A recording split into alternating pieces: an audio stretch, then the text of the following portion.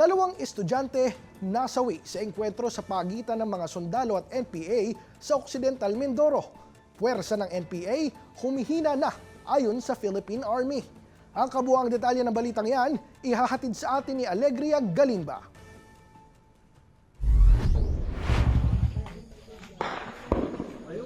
Kasabay ng pagsalubong sa bagong taon, binulabog din ng putukan ng mga baril ang mga residente ng Barangay Cabacao, Abra de Ilog sa Occidental Mindoro.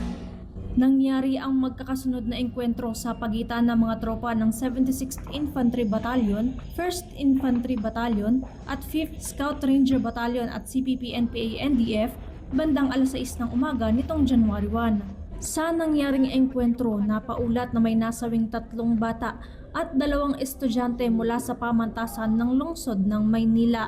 Ayon kay Philippine Army spokesperson Colonel Louie de Maala, sa ngayon ay nagpapatuloy ang investigasyon laban sa pagkasawi ng mga estudyante sa kabila ng mga kumakalat na maling impormasyon sa pagkamatay nito.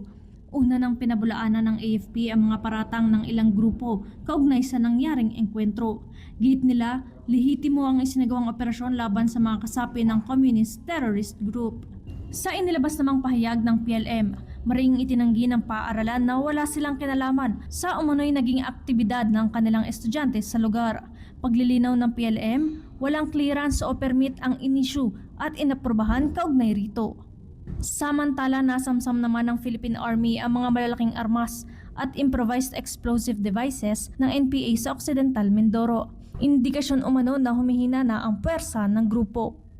Actually, itong nangyari sa 2nd Infantry Division, yung pagkakuha natin ng mga arms cache as well as yung mga IEDs, ito na yung indications na humihina na sila. Itinatago na nila yung mga baril nila dahil wala na silang ma-recruit na tao, ng mga tropa nila.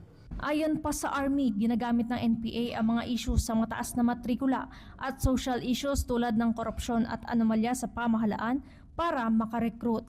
Tiniyak naman ng Philippine Army na tuloy-tuloy ang kanilang focus military operations at umaasang mahihikayat na sumuko ang natitirang miyembro at lider ng grupo sa Occidental Mindoro. Alegria Galimba, D8 TV News.